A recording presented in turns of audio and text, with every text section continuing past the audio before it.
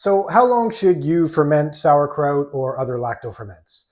The short answer is it's really up to you, or I guess it's up to you and the microbes, but it's up to you to control the environment, and it really depends on what end product you desire. And so the standard is 7 days at room temperature, 7 days in the fridge, and then you can start consuming. Um, the longer that you leave it, the more of a transformation and fermentation you're going to get, and you're going to get more changes as time goes on, of course. And so, just for example, so this is a sauerkraut that went for 7 days at room temperature, 7 days in the fridge, and then started getting eaten. And you can see it's half gone, so it's obviously was pretty successful. This one went for 14 days at room temperature and then into the fridge. It's a little softer and it's got a little bit more depth of flavor. It's a little nuttier, actually.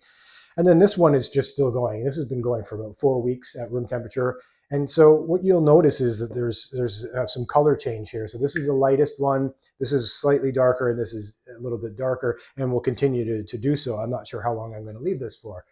And so what ends up happening is, as I said, you get a more depth of flavor. There's a change in flavor, and there's also the flavor can get a little more intense.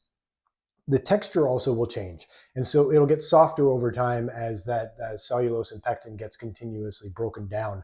And so that really should be something to consider as well, is what kind of texture you're after. If you're looking for a crunchier, and we're talking about sauerkraut here, but this really applies to almost everything. If you're looking for a crunchier texture, you want shorter fermentation periods. And if you're looking for a much softer texture, you can really just keep letting it go and go and go. And another thing to consider is that putting it in the fridge is just going to slow down metabolic activity. It won't stop it.